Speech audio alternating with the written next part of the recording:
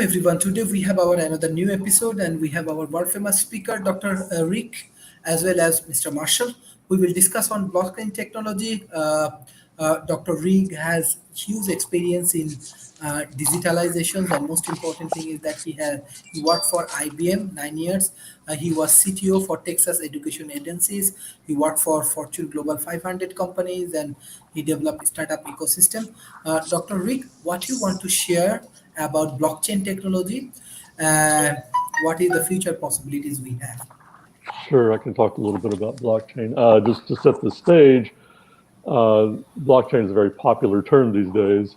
And of course, a lot of the interest is around things like Bitcoin and other kinds of coin technologies, but it's used for a number of things. It's a technology, it is not a particular product. And so the notion behind blockchain is that in the past, people had centralized systems for where they kept data and how they managed data. In my world, that typically meant that a university had their system for how they managed your credentials, and every university had their own. The same goes for state identities and health records and all kinds of things. And so the notion behind blockchain is you want to decentralize that information and yet keep it secure and protected. And so blockchain basically has the notion of a distributed ledger that is available across multiple enterprise systems, but maintains the protection and security and control of that information across those systems, and also helps to control the sharing and permissioning, typically by giving the holder of that information the sovereignty over how they share that information. So that's sort of a basic definition of blockchain. Marshall, do you have anything you might want to add to that? Yes. A few things. A lot of what's driving blockchain technology today, and as Dr. Goldgar has indicated, it's a technology, not particularly a product, although people are productizing it today. We're seeing it more and more. The people don't, it's gaining notoriety in several aspects. Besides the cryptocurrency, which I think everybody sees on the internet and responds to, this is connected to cybersecurity in many ways. There's a cyber threat is becoming a $10 trillion problem right now. Legacy solutions can't cope with what we have, so people are beginning to realize that blockchain technology has the means, as Dr. Goldgar has explained it, to be able to silo this information in a way that it's secure but usable, and not be stolen at the same time. A lot of the purpose of what's going on is information is stolen. It's not just money that's stolen, but information is money. So there's value in that. And there are many people out there that what we would call cyber criminals, and that are using different technologies to gain access to people's information on computer systems, and not just the consumer. Even business to business and government sites are open to this. So cyber criminals are out there, and blockchain gives us the ability to create a means to protect against criminality, and also people who are spying on that information.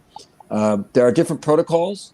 Most of the stuff that is being designed that is becoming more effective is disrupted and contrarian design patterns that make networks safer as they grow and not weaker. And they turn each device into a trusted validator node. And I think that's what the doctor is talking about. And again, as he said, it's decentralized. And there are different platforms that this can work on. I think Web3 is the stack that most people are operating on today, and so we need to understand what that means, and maybe Dr. Goldgar can give us a view of what Web3 stack looks like. Oh, that may be going too far for me. I'll probably keep it at a little higher level, but Okay. I will talk a little bit about how the networks are set. So. And I will go back to the original work that was done that became the world of Bitcoin for this. In a distributed ledger system, the notion behind this is there has to be a means by which you trust or validate that a transaction or some information that's put onto the onto the ledger is valid and trustworthy. In the original version of this, the way this was implemented was typically through what were called unpermissioned or not permissioned systems. And so what they had to do was have a means by which you could almost call it a voting algorithm, a means by which you would go and check all the different nodes, all the different ledgers on this network to make sure that the transaction was valid according to all of them. It had to be at least a majority or a large number of them to validate that.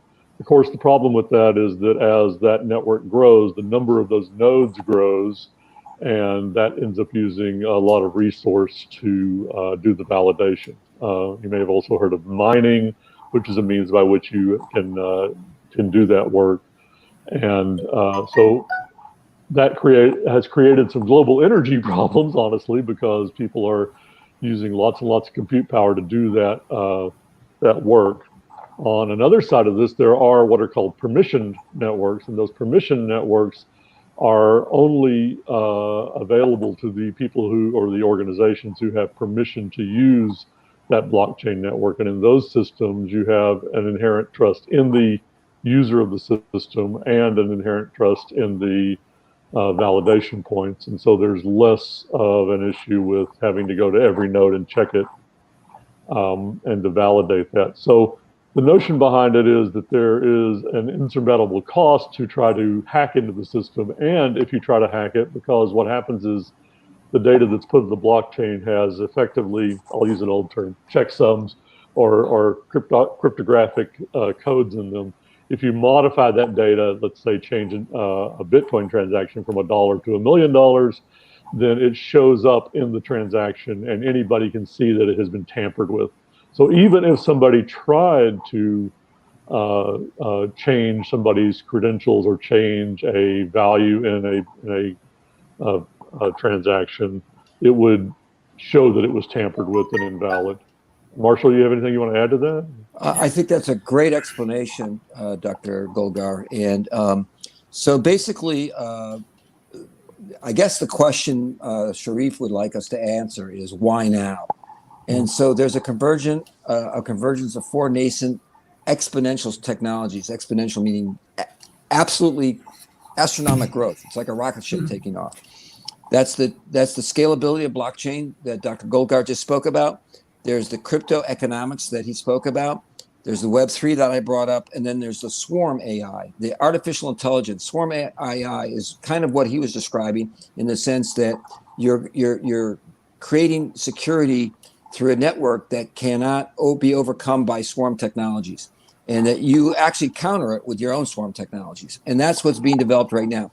Anybody who's watched this program with the World Talent Economy Forum, which we support wholeheartedly, knows that our mission, the mission of my group, is climate restoration, climate repair.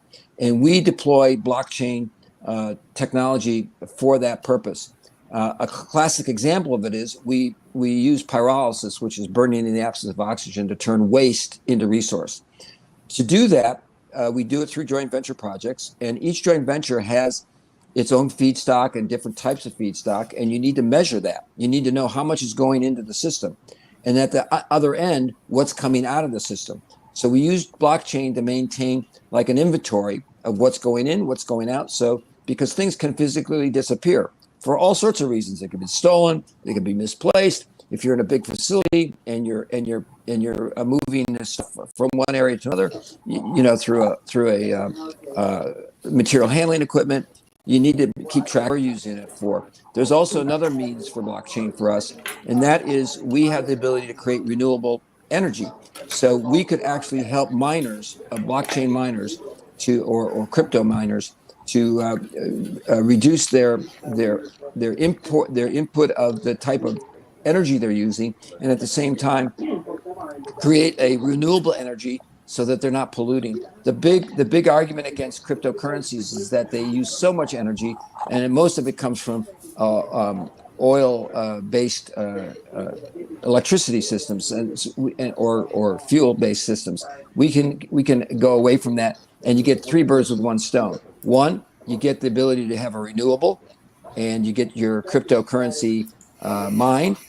At the same time, you're reducing the to net zero or net negative impact on your emissions. And three, it's cost effective, and we're making other products out of that allow us to reduce more environmental impacts. So that's my take. Thank And you. I would Professor, like to sort of oh, add to okay. that just a couple of examples. As Marshall suggested, blockchain is not just for handling virtual money. So in the case of IBM has done a number of blockchain, hundreds of blockchain implementations. I'll just mention a couple that are similar to what Marshall mentioned. One of them is with Maersk. When you are shipping containers around the world, you can go through a number of countries, a number of shipping ports, and you have to keep track of what's in those containers, where they are, whether or not they meet legal requirements for every port, every country that they're going through. And IBM created a blockchain-based system for tracking that and controlling it through all of those various countries. Similarly, in the diamond trade, as you know, there are what are called blood diamonds or illegally mined diamonds. And there's been work to create a means for tracking diamonds and knowing that these are the actual assets that you are working with and where they come from and their provenance. Walmart, for food safety, Walmart has worked with their suppliers of food to track where the sources of food are. So if you have a problem, let's say maybe there's a E. coli problem with spinach, they can track down to the actual sources where that occurred and not have to pull every piece of spinach from every store in the world, just from those where they know that the problem occurred. And then finally, the work I do is in digital credentials. So the notion behind that is that for education, if you want to keep track of your degrees and diplomas and your skills-based credentials, or if you want to keep track of, for example, health credentials in New York, you can track those through a blockchain-based capability and be sure of who has them, who has the right to have them, and how you control when they have them. One thing, Mr. Marshall, let's say uh, for developing world, especially banking is a major challenging things because bank has many problem right now in developing nations.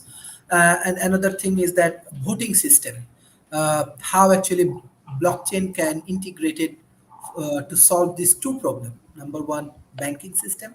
Number two, the voting system in democratic country. Well, that's an excellent observation, Sharif. In the developing world, we know that many places, and of course, it depends on who's controlling the government. I mean, if you're dealing with a dictator, then he's going to use it against you, but like any other tool. But if you have a democracy or a nascent democracy that needs to keep track of who's voting and who's authorized to vote by law, then you can use blockchain in the same method that Dr. Golgar is talking about to keep track of who the voter is, and they don't have to know who the voter is. In other words, your ballot can be in most democracies that I know of, all the ballots are what's the term? They're transparent, meaning you don't know who's voting. If I go to vote for, let's say, one party or another, they don't know who I'm voting for. But it gets counted, and blockchain could definitely help in that regard. So that's one thing, because it keeps the Let me transparency interrupt you intact, for a but minute it on also that, keeps the Marshall. privacy intact. Yeah. Just to clarify that even more for you is that you can have a presentation of a blockchain to know that it is a valid transaction without having to know who that transaction is from. That's a critical Exactly. piece. Exactly. Okay. Professor David Smith, can you hear me? Professor David Smith? I can. Okay. Thank you for joining. I know you are in business trip. Thank you for joining today's sessions. We are discussing on blockchain technology. What your view about blockchain technologies and its application? You know, as they've been saying, blockchain technology has many, many different uses. And elections are sure one it is. Banking, certifications, credentials are one. But one of the real advantages for blockchain for developing nations is its transparency. Blockchain,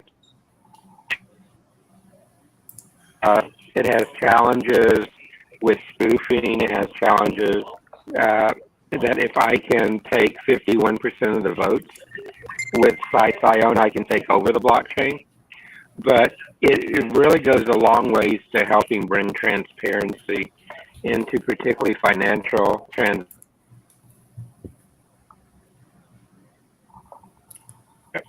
I don't know if you can hear us, David, but you're kind of breaking up. Sorry, I'm in the Emerald Club in Austin, and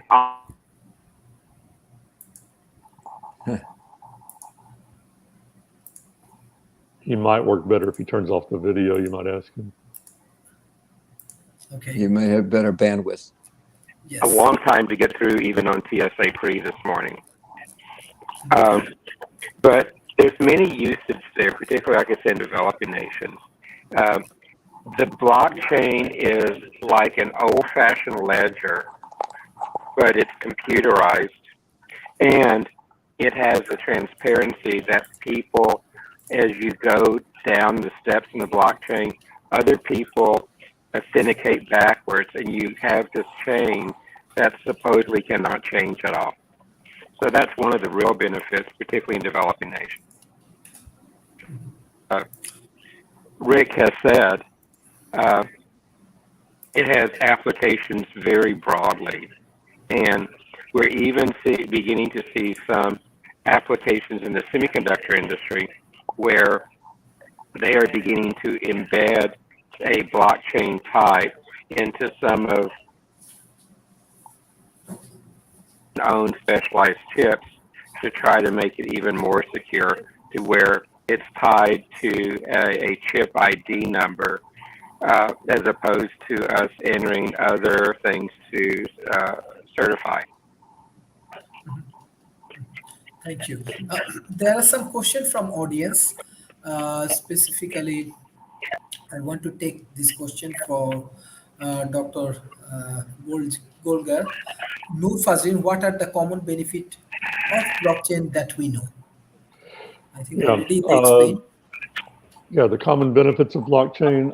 The big benefits of blockchain are that it's a decentralized system, so you're not dependent on one set of computers or one entity to assure the validity of the transaction. So, for example, if I went to school, I'll use school credentials, since that's my world.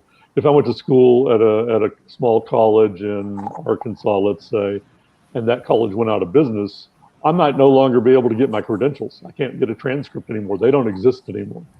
So if it was on the blockchain, then that credential would exist forever on the blockchain. It wouldn't be relying on that school's own centralized system.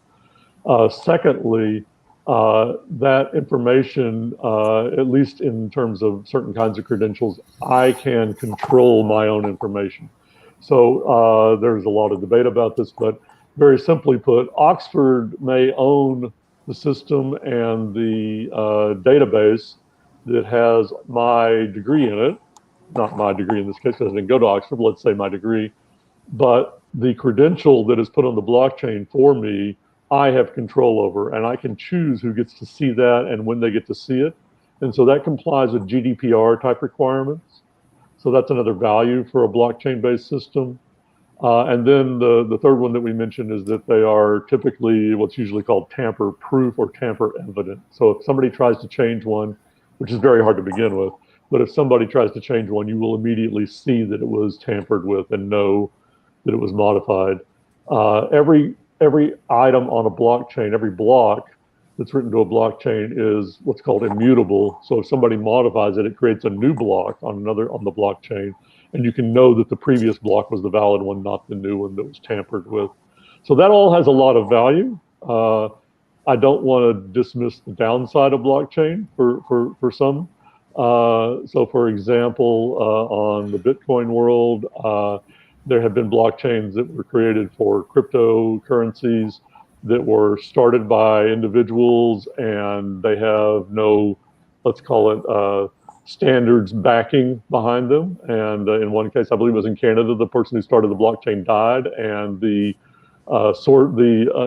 code for that entire system went with him, and nobody could get into the system or get their money. So that's one. Another one is that if you I think in South America there was one cryptocurrency that was created, and somebody manipulated that. They were the creator of it. They manipulated it in such a way that they were the primary benefactors of that cryptocurrency early on, and then they cleaned themselves out of that and left it in such a way that nobody else could access it. So there are issues with those, mostly with how they are started and who started them for certain kinds of blockchain uses. Marshall or David, do you have any other comments on that? Yeah, Yes, I Mr. could Marshall. add something. Yeah, so I think the downsides are there, but also there are methods that are being developed that we know of, and I'm sure that IBM is probably in the forefront of it, to overcome the issues that Rick has presented. Some of the state of affairs of the industry right now, where blockchain plays a role, and it will play an increasing role, is that, and I think Rick has presented this, and so has the other participants, is that there's siloed black boxes, there's ineffective capabilities that are currently in existence, paralyzing complexity, and it's very expensive. So what we're beginning to see now, and not that my company does this, but it would be you'd go to IBM to get this, is you're seeing mechanisms that are being developed so that all of these issues are being addressed, and blockchain has the ability to create a hyperstructure, I would call it, of capabilities to overcome these barriers that people have been confronted with for years. And as we get more advanced, and as the climate crisis advances, we need more data in more rapid time frames than ever before. I don't know if people are aware of it, but one of the threats to the climate is the collapse of ice flows around the world. And just the other day, in the Antarctica, everyone may be aware of the Thwaites Glacier, which is the imminent one that's going to be a big deal. But a ice floe next to the Thwaites Glacier collapsed. It's the size of New York City and Philadelphia combined. The question is, what kind of data can we get out of that? How quickly can we understand and ascertain how that's going to affect our climate?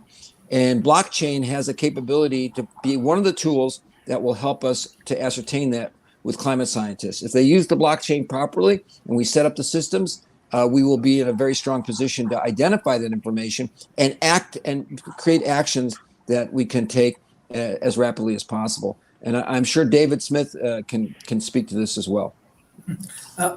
Professor David Smith, one thing from Mahdi Hassan, he wants to know, can you explain the components of blockchain ecosystem from our audience?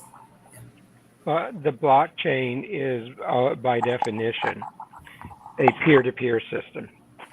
So when you create a blockchain, you publish it to others in it.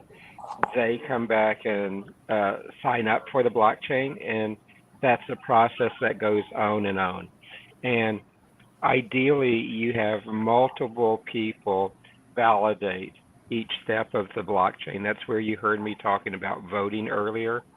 The way blockchain is set up is when there are changes on blockchain, you have to have 51% of the ones on the blockchain validate that that is a legitimate activity there. And so you begin to do that. The blockchain depends on robust computer systems, the internet. Or a private network. I cannot do a blockchain without connecting to others over a network. And of course, your part of a blockchain is only as secure as the network you're on.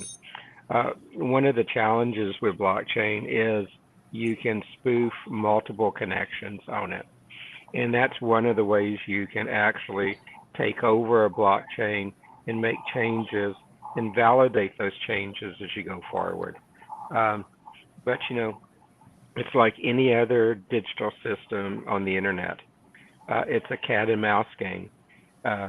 You fix a problem, then people who want to exploit it come up with a new exploit. And so you're continually going back and forth, just like with any other type of program that is on a network like this. The base principle really is, though, is it's a digital distributed ledger that you have set up where multiple people can audit it and see the results as you go and build the blockchain. The more complex the blockchain is, the more secure it is, which sounds counterintuitive. But because you have more people own it, it's harder to take over the controlling number of entries on a blockchain. But again, the biggest part of a blockchain in the ecosystem, Sharif, is its transparency. In that, as Rick said, you have to go ahead and you can see the changes made to it. You can see, in most instances, what was there before, what changed, and you can track that as you're going forward. Thank you, Dr. Rick. There are some questions from audience. I think if you want to add some point based on the audience, like what is the principle of which blockchain technology is best? Noor Fazrin, she want to know. I think already you give the answer. Mahadi, can you explain the component of blockchain ecosystem? Alea, she want to know how does a blockchain recognize in the blockchain approach. And one of my friends from Brazil, he said, good morning. So, yeah. Maybe I'll focus on how blocks work. The notion there's technology that's been made available. It's public domain technology. For example, IBM donated Hyperledger technology to a foundation that makes base blockchain capability available to everybody. And a lot of folks who are working on blockchain have created more technology and more available versions of technology for this. But the notion behind it is that you set up a network of computers. They can be anybody's computers, yours, other people who participate. And those computers all each have a copy of the blockchain on them. And so when information is added to that, a block is what we call it, is added to the chain, then that block is replicated across all of those computers. So there, as opposed to having a centralized database that has all the information in it and is controlled only by one entity that has that information under their access and control, all of the participants, all the nodes in the chain have this replicated information. That's the key to it. You can think of it like a bank ledger, pretty simply. The notion is there's transactions that go on. I put money in my account, I take money out of my account, I get an audit on my account, I get a hold. Those transactions occur. But those transactions are replicated on every node on the chain. And that could be for any information. As I said, it could be for shipping manifests, it could be for diamond provenance, it could be for digital credentials or anything. Does that help? Yeah, definitely. Mr. Marshall. Yeah, I think what Rick is talking about, and so is David, we're creating a mesh network, essentially. So we convert devices into what we call validators. Which is fine, and we can identify, and it allows you to identify like a fingerprint each component of the system, and that's why when Rick talks about provenance of diamonds and things like that, you're getting a 1-to-1 ratio. Everybody has a different fingerprint. My fingerprints aren't the same as anybody else on this call, and like vice versa. And that's why police use fingerprints to identify criminals, unless they're even identical twins don't have the same fingerprints, by the way. So that's the beauty of what blockchain has. It can bring that. It also mitigates risk with a high confidence. The technology that I'm familiar with is artificial intelligence used or assisted. and it reduces threat mitigation. Now, there is an interesting article, Sharif, that was published by Gartner. Gartner is one of the big publications in technology, especially in this area, and they wrote an article called "Cybersecurity Mesh: A Topic Strategic Technology Trend for 2022 and Beyond," which is relevant for today. And I'm just going to quote two things out of it. By 2024, says Gartner, organizations adopting a cybersecurity mesh architecture to integrate security tools to work as a collaborative ecosystem will reduce the financial impact of individual security incidents by an average of 90%. That's an average. That means in certain circumstances, you'll be above 90%. IT leaders must integrate security tools into a cooperative ecosystem using a composable and scalable cybersecurity mesh architecture. That's what they're talking about. And I think that is one of the important values, not just cryptocurrency, but it's what Rick and David have been talking about. It gives us a sense of security and well-being, and knowing that what you see is what you get and not something that's fake. So I think that's an important addition to it. Professor David Smith, I think our friend want to know, is blockchain technology already being applied to other sectors such as hospital, education, and industry? 100%. You're beginning to see blockchain applied more in industry, particularly in logistics. So, for example, if one of the first big usages for it there was in the shipping industry for oil, because what would happen is you would fill up an oil tank with, say, uh, uh, for sake of illustrations, 100-gallon oil. But then when it got to the port and they took it off, there were only 90 gallons on the ship. But beginning to use blockchain and see as part of the process for being able to load and unload oil, the blockchain would show you that yes, they shipped uh, 10 gallons to another boat or to another port or something like that. So that's one place where you see it. Education. Rick mentioned earlier about being used, for example, with college transcripts, college graduation certificates. You're beginning to see professional societies which give professional certifications, particularly those you have to test for, using it to be able to validate that they're authentic and how they can be used there. In healthcare, you're beginning to see it used. Healthcare is a little bit slower because there are HIPAA considerations in the United States around the information that can be in a blockchain. And currently today, because of its transparency and how you can subscribe to a blockchain, most blockchains do not meet HIPAA standards for protected healthcare information. But that's probably coming down the road. You're seeing it used internally in what's called a private blockchain as opposed to a public blockchain in healthcare industries and others. And those that are blockchains, private blockchains, are those that are not open to the public internet, but are in Their a permissions. Yeah, I would add just some specific things that we're doing. So IBM has done an implementation of a vaccination-based blockchain certification that you can show a pass for that one of the states in the United States for millions of people. That's in production. And I've been personally working on the digital credential work to represent learning credentials of various kinds, not only college, but other types of credentials, and how to map those to skills, because as we know today, corporations are not just looking for somebody who has a degree in computer science. They're looking for someone who has AI background and machine learning knowledge. And they want to know that what they learned maps to specific skills. So we actually did a pilot with several folks a year or more ago on cybersecurity. There's a cybersecurity standard from NIST called the NICE standard.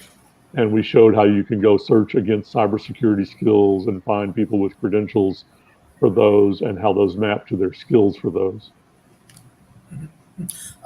Mr. Marshall, like, as you know that we have many audience from youth communities, What is your advice, especially for skill developments, how they can improve their skill in blockchain industries and get better job and can develop better startup? I think it dovetails with what Rick was just talking about. I would suggest that if they can, they join forums. A good forum to go on is LinkedIn. There's many LinkedIn groups that are in this area for young people to join.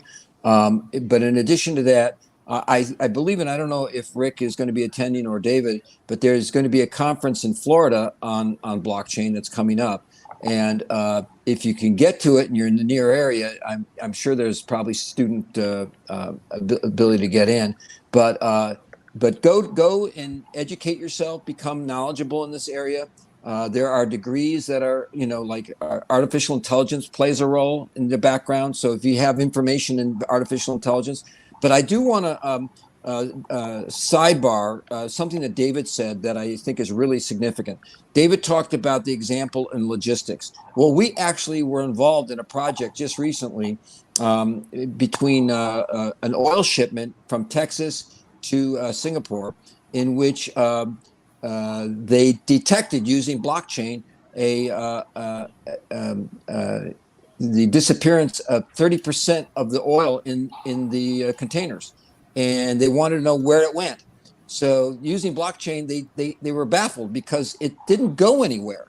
So what we found out was that the oil was contaminated by salt water, so it becomes a different material, and the blockchain didn't look for that; it looked for the oil, and then it said, well, somebody must have taken it, but it was there. They couldn't figure it. Then they figured it out because the quantity that was there was identical in quantity, but a little bit larger because it had been blended with salt water. And what happens when you ship oil in all tankers? It turns out, we found this out, most tankers have some type of contamination between oil and salt water.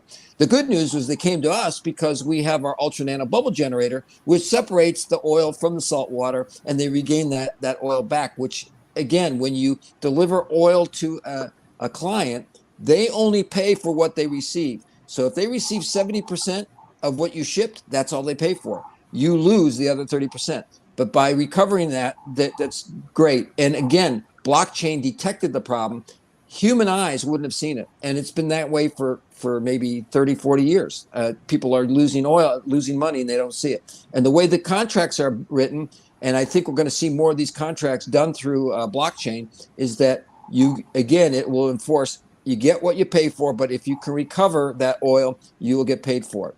And so that's a component. But again, going back to the students, I think students have this is definitely an opportunity for people who are interested in math skills, but also in programming and understanding artificial intelligence. So that's my take on that, Sharif. And being in education, I'll add my 2 cents to that. I think that any coursework you can do in AI and in cybersecurity is time well spent, and there's a lot of that relates to blockchain. I will also say that IBM has a free set of training that gives you credentials called Skills Build. I'll put that, if I can, I'll put that in the private chat, and and Sharif can show it to everybody. And so if you go look up IBM Skills Build, you will find a set of free courses you can take that will give you various kinds of credentials that you can make available to others that are very skills oriented. A Professor lot of Davis. There's also a lot of boot camps where blockchain is the Focus. camp, and particularly the other skill I would put in addition to what Rick said is I would look and take as much math as I can as well. Blockchain, just like AI and thing, is built on algorithms and basically math. So the more math you can do, particularly as blockchains become complex. PricewaterhouseCooper had one blockchain over in Asia that got so complex as it was going on that they had to step back and redo part of the algorithms around the blockchain to make it uh, more scalable, because blockchains have to be scalable too as they get big.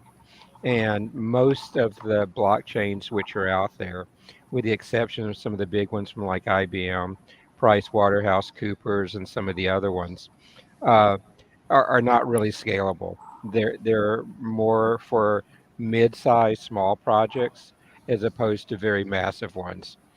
So that's the other thing is that skill would help a lot too. Thank you. So, Dr. Rick, this is really, really interesting discussions, especially blockchain can solve many problems. Uh, Even there is a more opportunity for the youth communities, more opportunity for the developing world. And one thing, like, as you are from IBM, you have experience from IBM World Talent Economy Forum. We want to focus on research and development. Even the if we just find out the problem, just one problem from the developing world, is they do not have enough research and development related work. What is your advice? How, what the experience you want to share from IBM with our audience? Sure, I'll share it as personal experience more than IBM experience. I used to work in IBM Research, and as you can probably guess, IBM Research is a large organization with a lot of people whose primary job is just to do research. They helped create the initial Hyperledger fabric, which is the basis for the earlier blockchain work, and have done a number of other things. And we're doing some more of that now for digital credentials that we're going to share. But I will say that folks today, if you look at my gray hair and loss of hair, you'll know that folks today have it easier than I did. There is a wealth of information on the web that you can look up and find to help you with research.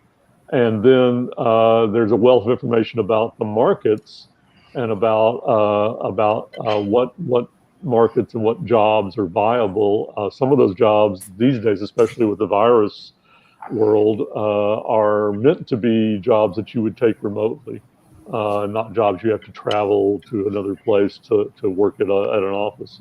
So I'd say those are valuable resources just to dig in on. Um, the other part of that is that I lost my thread here, but the students who are looking to do this kind of work, the people who are wanting to learn this kind of thing, are going to be motivated, if they are interested in blockchain work in particular, by understanding what assets are the assets people care about. So, the one that everybody knows about is cryptocurrency, this virtual coin or virtual money asset.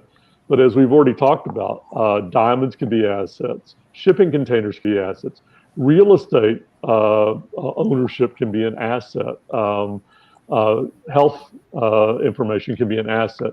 So if I was thinking creatively about how I might do a blockchain implementation, I would say, well, what assets do people care about and how do they want to control them? David or Marshall, would you have any opinions on that? Well, I would add that you're spot on, because especially since the war in Ukraine, the price of gold went from $600 an ounce to over close to $2,000 an ounce. So there's an asset that people are concerned about. Not all gold is available. You can find it in Switzerland with a hallmark. You can find all sorts of types of gold, quantities of gold that cryptocurrency, not cryptocurrency, but blockchain would be helpful for. Going back to Sharif's statement about education, it's funny. I just opened up a email from DWEN and Dell Technologies, which is sending out a tech talk called Empower Hour, and it's blockchain, a boon or a bust for your business. And it's with Ranim Rashid and Thomas Wiley. I don't know Ranim Rashid, but I know Thomas Wiley. He's from Dell. And so these kind of projects out there, you can look them up on the internet. You can just Google them. And I would suggest this one's on March 30th at 12 p.m. U.S. Central Time. That'll take place. But, sign up for it. If you don't get on it, I'm sure there'll be a video of it, like we do here on the World Talent Economy Forum. You can always go back and look at the videos. But I would say, from an educational point of view and from a cryptocurrency point of view, there's more than cryptocurrency out there. It's what Rick is talking about. Any asset that has any value, that is a tangible or intangible, can be tracked using blockchain, and that is a huge empowering opportunity. It's not futuristic anymore. It's real. It's here and now. The other component I would say is that blockchain is now being used as a cryptocurrency for governments. We know that Ecuador is considering to create a cryptocurrency, and certain other governments are going that route. Not that it'll happen. I think fiat currencies like dollars and pounds sterling and euros are going to remain. But I think what we're going to see, and this is the beauty of blockchain, if you have a cryptocurrency and you want to ensure that it's not going to disappear and that it has value, you could create a gold-backed cryptocurrency using blockchain technology, or a diamond-backed blockchain currency. Obviously, if people remember, Rick and I are probably, along with David, we have the memory of knowing about gold-based currencies prior to fiat currency. The U.S. dollar was a gold-based currency not that long ago, but we could go that way again for cryptocurrencies. So that's my 2 cents, Sharif. Yeah, Thank I you. think there's a key point there that Marshall brought up, and that is that when you look at some of the government interests in blockchain, and there's been good and bad. Estonia, I would point you to Estonia, Estonia, country that's doing this work a long time, longer than most everybody, on the one hand, and they got hacked. I think it was some number of years ago now, maybe 10 or 15 years ago, and did a lot of things to try to fix that. If you look at Venezuela, they're doing some blockchain-based currency work and having some problems with it. A lot of the issue here has to do with backing that, and how and who is backing that cryptocurrency. And when it's just backed by the folks who are saying, I'm the guy who's doing it, you may have issues. When it's backed by some government which has some power to back and pay you if something goes wrong, then you may have more credibility with that. Rick, I have one very important different concept on that one too, though. The other problem with cryptocurrencies, particularly if the cryptocurrency is supposed to be a global cryptocurrency like blockchain and others, is the biggest constraint to it when I do my driver's constraint analysis is that traditionally national banks have used currency as a way to control the country's economy. Let me change interest rates, let me change conversion rates. Brazil, if I go back, I've been going to Brazil for about over 30 years. And Brazil is really good about using their national bank and revaluing the real and stuff to help the economy. You cannot do that with Bitcoin. So governments lose the ability to use their currency as a tool to support the economy with a cryptocurrency like Bitcoin, Ethereum, others like that. But let me say one other thing. The other thing with underlying blockchain is a concept of trust. The people who are in your blockchain need to be trusted. It's, for example, I apologize for getting on here late, but when I saw Dr. Golgar on here, Rick and I actually go back A and long way. to decades and decades ago. Uh, with some of our connections through University of Texas and early technology companies like Traycor and SES and others. But so because of that, as Rick started talking, I went, that's the Rick I know. My level of trust went up because I have things which I can go back and anchor the trust concept with. That same trust concept.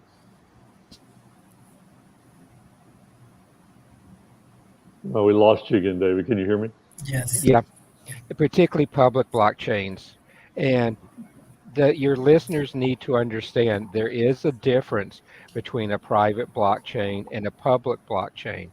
And you can do very different things with the two of them. Yeah, I agree with that 100%. My focus in a lot of cases is on permission blockchains. Private permission blockchains or public blockchains are interesting and dicey devices. And not all that secure at times. I mean, and that was one of the examples that I had mentioned, is that if you're the person who's starting a public blockchain, you have an advantage in the world. And I'll also mention there's the Doggy coin or Doji coin. If you happen to be a major player with a lot of blockchain interests and decide you think it's bad, it tanks. Then next week you decide it's good, and it goes like this. And guess what? You can make money by doing that. Excellent. This is really great discussion, especially for our audience, because I think they can learn a very good things about blockchains and inside story from the industry. So I directly want to go for the concluding remarks for today. First, I want to give chance Dr. Rick. Well, I want to thank y'all for having me. It's nice to be able to talk a little bit about this to another group. My focus is on digital credentials and on skills-based credentialing, and that is where we hope to change the world, because we would like for folks to be able to share and be involved in the hiring economy no matter where they are, and be able to validate and show people that they have valid credentials and not just something that somebody wrote accidentally or optimistically. So I think there's a lot of value there, and a lot of value anywhere you find assets that blockchain can support. Thank you. Mr. Marshall, what's your concluding remarks for today? Well, thank you, Sharif, and it's a pleasure to meet you, Rick. I've known David for quite some time through Sharif, and so we don't go back as far as you do, but I feel like we've known each other forever, and we have a lot in common. And Rick, it's a real pleasure to meet you, and thank you, Sharif, for bringing us all together in this topic. As everyone knows, our vision is to build a ubiquitous, decentralized blockchain approach to the climate crisis. Our mission is climate repair and climate restoration, which we think is an existential threat, and we need to address that. The only existential threat ahead of that may be Putin dropping nuclear bombs on us. So I don't think blockchain is going to help us with that, but you never know. I'll leave that to the other experts in that realm. But as far as the climate crisis is concerned, a decentralized cybersecurity mesh that will protect all of humanity's information with regard to the climate crisis and create networks from these threats is really what we're looking to integrate. And I'm looking through the World Talent Economy Forum to help that come to fruition, especially more not just for the developing world, but for not for the developed world, but for the developing world that's out there. Places like Indonesia, Malaysia, Sub-Saharan Africa, and other parts that need it more so than ever. So more than happy to work with everybody on this team to make that happen. Thank you. Thank you. What's your concluding remarks? Sharif, thank you. And again, I apologize for being late. It was really hard to get on the internet here in the Admirals Club today because of how packed the airport is. The blockchain is a very important tool, and that's what it is. Blockchain is a tool, and it's a tool to be applied for solving problems. But just like you have a Phillips head screwdriver, a flathead screwdriver, you have a hammer in your toolkit, blockchain should just be one of the tools that's in your toolkit to use when you need to solve problems like this. Part of my trip today to Miami is we're meeting tomorrow to look at using a hybrid blockchain that's more secure as part of a healthcare portable record system. Hang on one second. A portable record system that can be used as a portable device. The regular blockchain just isn't secure enough for that, and it cannot meet HIPAA, high trust, and some of the other considerations that have to be met with that. So blockchain, saying that, the reason is blockchains is evolving. Blockchains are not static. There's multiple flavors of blockchain.